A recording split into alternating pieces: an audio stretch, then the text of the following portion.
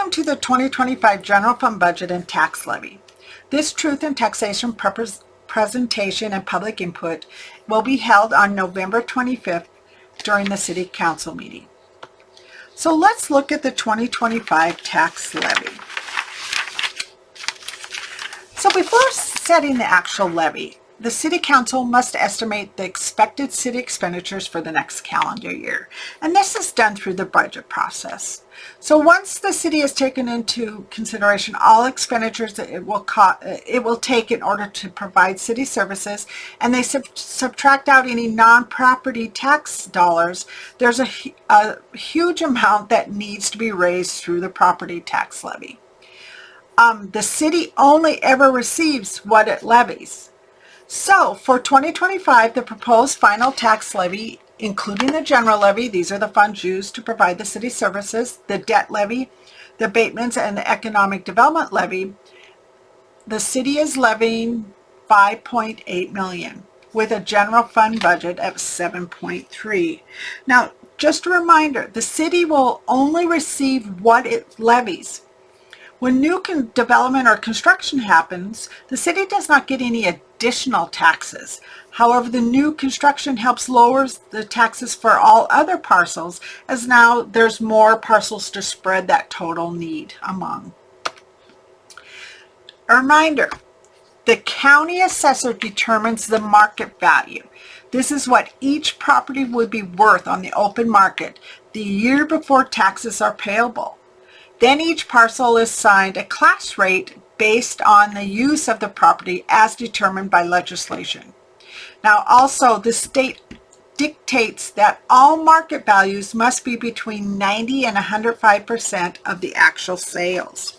So the information used to determine the market values would have been new construction, improvements on existing properties, and sales of properties from October 22nd to September 30th. Of 23. For 2025 property values for Sherburne County, the total valuation has decreased by about 0.43%. For the city, the tax capacity, which is the taxable market value of all properties, has decreased by about 1%, even though the city did see about 1.37 value of new construction. Now, while the estimated market values show what your property would likely sell for on the open market, the taxable market value is used to determine the tax levy against the property. So to determine the parcel's tax capacity, that market value that is less any exclusion such as a homestead is multiplied by the class rate equal to the parcel's tax capacity. So like for residential, that would be 1%. Now, the city's net tax capacity did decrease by 1.05 to 14.9. This does have an impact on the city's tax rate. Now remember, local governments do not directly set that tax rate, but instead the tax rate is a function of the levy and the local tax base. So the city determines the funds needed to be collected through property taxes. This amount then is divided by the total net tax capacity for the city.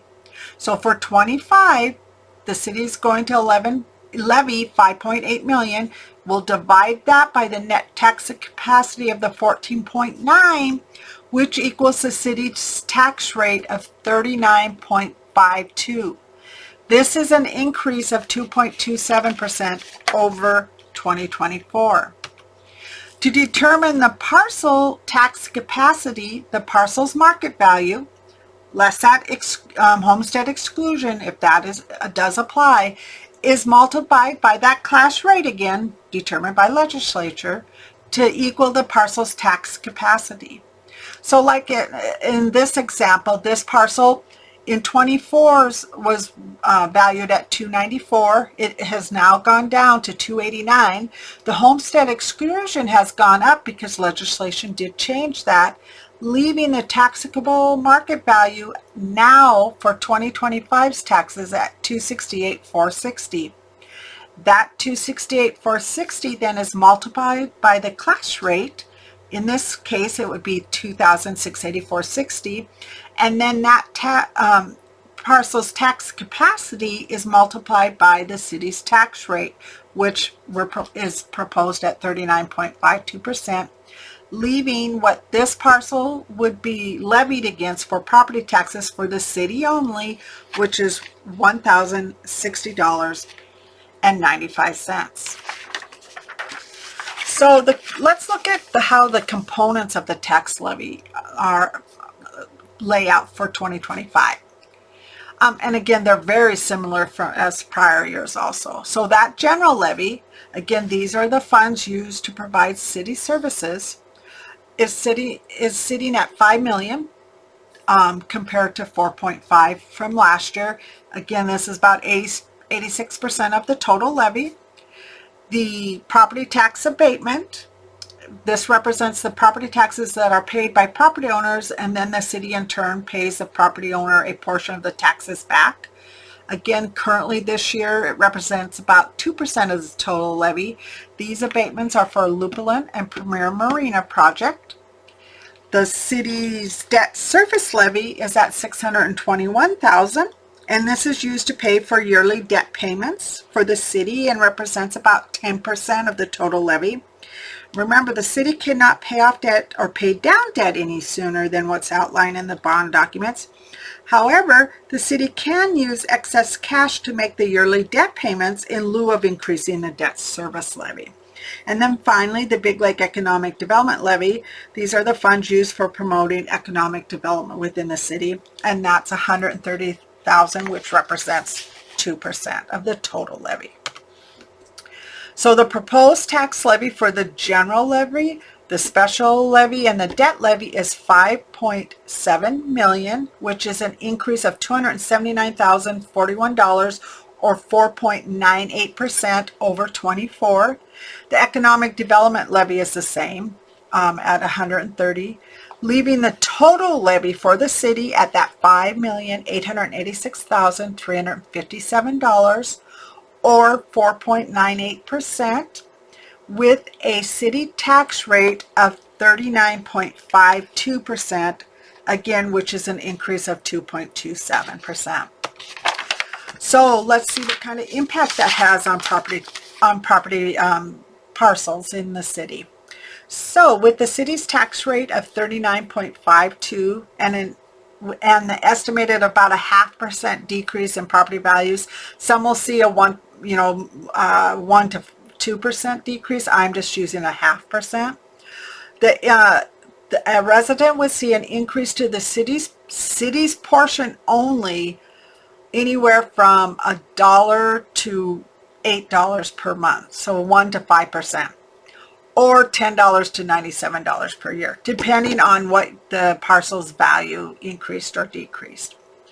Again, with the homestead exclusion increase, residential properties could see a decrease in the property taxes of substantially more.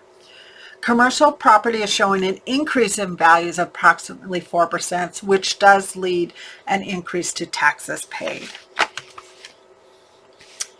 So if we're looking at a residential property with a value about $300,000, the estimated city's portion of the property tax would be about $1,102. This is around about $1.88 more per month, and this is only if the property value decreased by 0.5%. Now remember, the homestead exclusion goes down as the property values go up, but it did increase to $517,000 before it even starts to go down, not having any homestead exclusions, excuse me. So if we look at overall what the total impact is, so this would be including the proposed city, the proposed Sherburne County and school districts, the same parcel in comparison to last year could actually see a decrease of about $77 per year.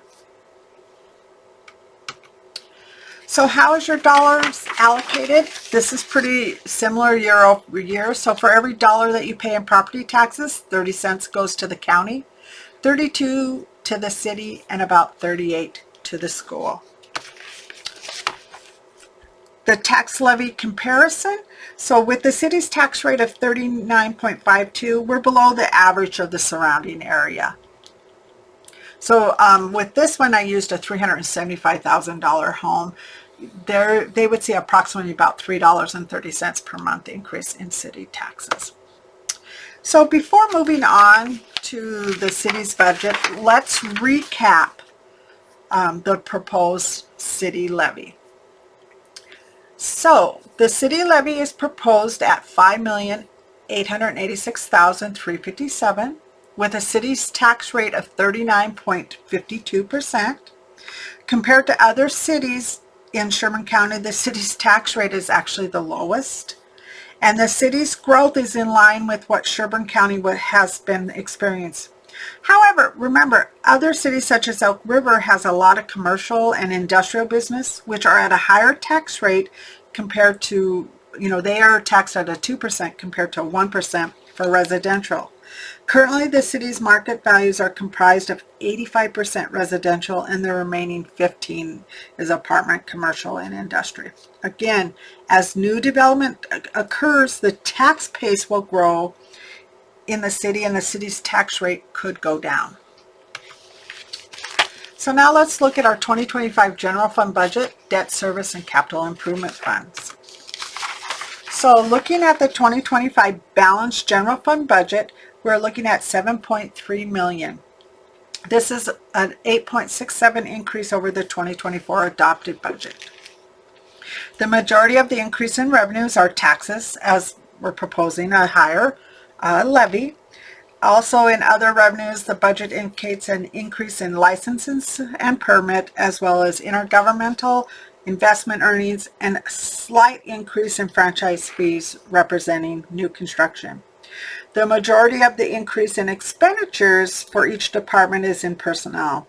There's also a slight increase in transfers to other funds.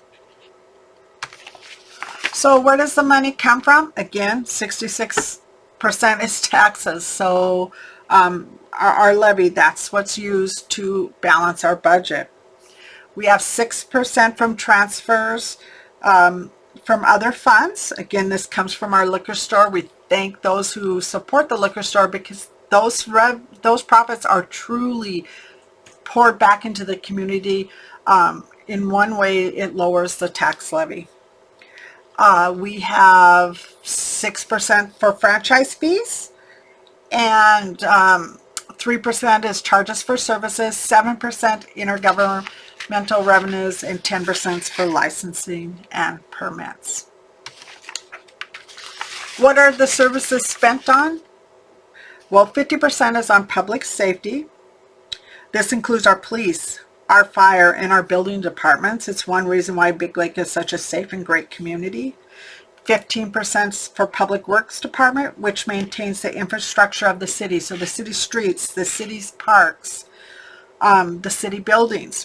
12% is allocated to culture, which includes the parks departments, the library, and the recreation and communication department. The 14% is just for general government, as well as 6% for transfer to our CIP fund. These are funds allocated for future projects. With the review of the preliminary general fund expenditures, you will see that 65% of all expense are allocated to personnel. This is expected because the main objective of the city is to provide services for those in the city. 25% of the budget is for operational costs, and 6% reflects the transfers to the CIP fund for future projects, and then 2% is for professional services. Personnel for the general fund is showing an increase of $466,000 or 10.87%. Again, the majority of the increase is contributed to an increase to the city's pay plan, as well as additional staff members, an increase in work comp and other insurance. 2025 is not an election year, so there's a decrease of $25,000 to the overall budgets. Transfers to other fund is showing an increase of about $5,000. This increase is contributed to an increase to the music in the park program. The 25 proposed budget also includes increase in utility costs and inflationary costs for products and services. So again, just to recap, the total general fund personnel budget is at $4.7 million, an increase of 10%. There's new staff requests, restructures of some job duties, other benefits, an increase to 3% to the city pay plan, increase in the wellness program, an increase to the HSA contribution to staff that carry family coverages, increase to union insurance per contract, and an increase on on-call pay per contract. For professional service, there's a slight increase, about $11,000. This is an increase in legal services as well as engineering consultant. The total general fund commodities and supplies, this is operational expenses of $1.8 million, is an increase of $129,000.